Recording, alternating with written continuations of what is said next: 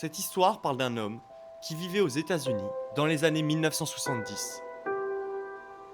Il veut désespérément devenir acteur, mais les choses ne se passent pas comme il le voudrait.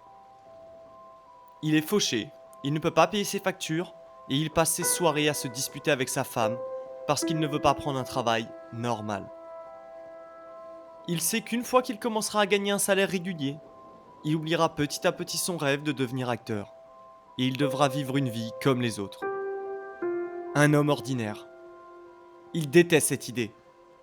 Et il préfère plutôt prendre le risque de finir à la rue que de devenir comme tout le monde. Dans une nouvelle tentative, il décide de prendre son chien avec lui et de partir vers Los Angeles pour essayer de donner vie à sa carrière d'acteur. Car après tout, c'est là que se trouvent tous les grands studios d'Hollywood. Et ça lui semblait logique car il pourrait auditionner pour plusieurs rôles dans la même journée sans avoir besoin de prendre une voiture.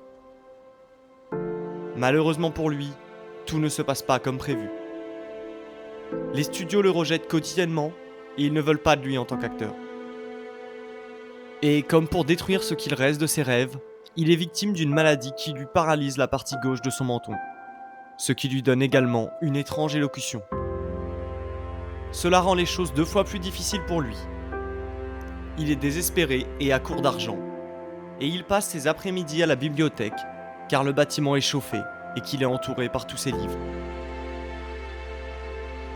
Il décide d'écrire des scénarios, pièce après pièce après pièce. Et il les propose à des studios, mais encore une fois, il est rejeté et méprisé. Il sera rejeté plus de 1000 fois.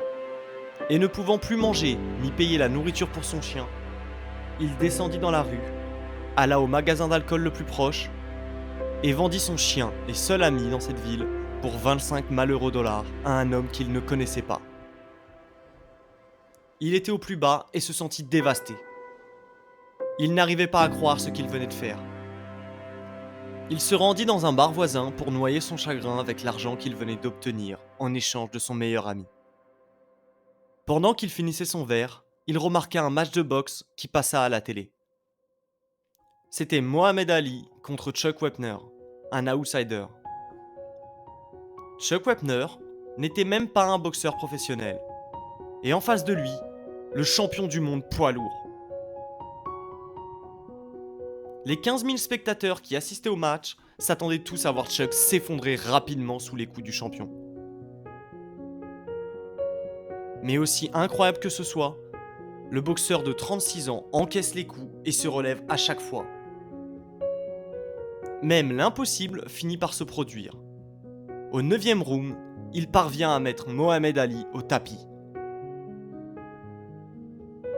Au final, il tiendra 15 rounds entiers sans que le champion ne parvienne à le mettre au sol. Et même s'il a perdu, il réussit à marquer l'histoire de la boxe. Chuck Wepner n'est pas un perdant. C'est un boxeur remarquable et persévérant. Notre homme retourne immédiatement dans son petit appartement et commence à écrire un scénario phénoménal sur un blanc de la classe ouvrière de Philadelphie qui, contre toute attente, obtient une chance de remporter le titre de champion du monde des poids lourds en boxe. Il envoie le scénario à tous les studios, mais encore une fois, personne ne veut de son histoire.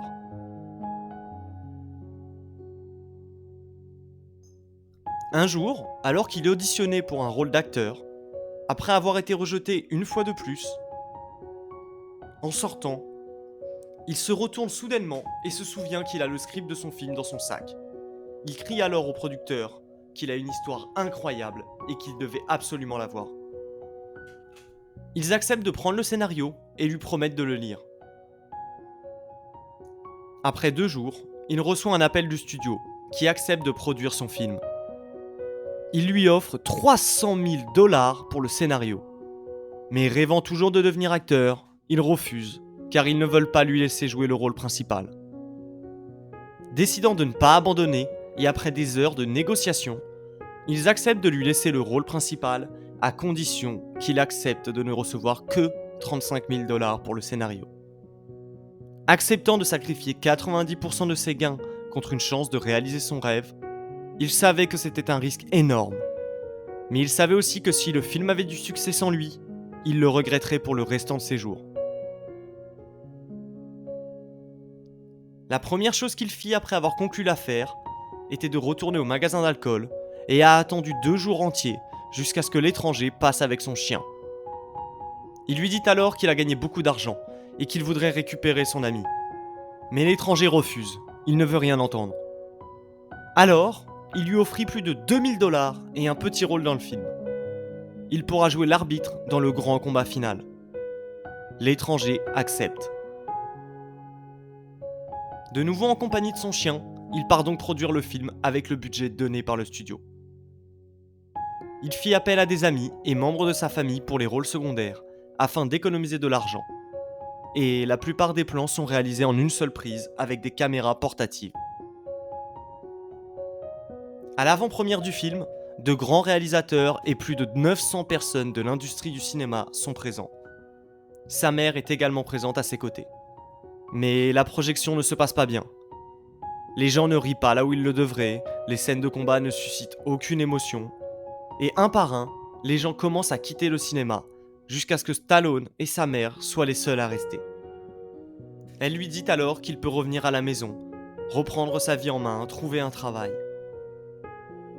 Dépité, il guida sa mère dans les 3 étages de l'escalier jusqu'au hall, et soudain, il voit tout le public qui l'attendait en bas, et qui commençait à l'applaudir sauvagement.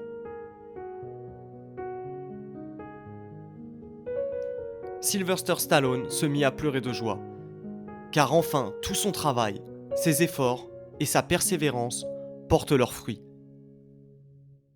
Son film, Rocky, va recevoir 9 nominations aux Oscars, 3 victoires, dont celle du meilleur film, le film ayant été réalisé pour moins d'1 million de dollars et ayant rapporté plus de 200 millions de dollars dans le monde entier. Pensez-y, c'est l'histoire d'un homme qui n'a jamais abandonné.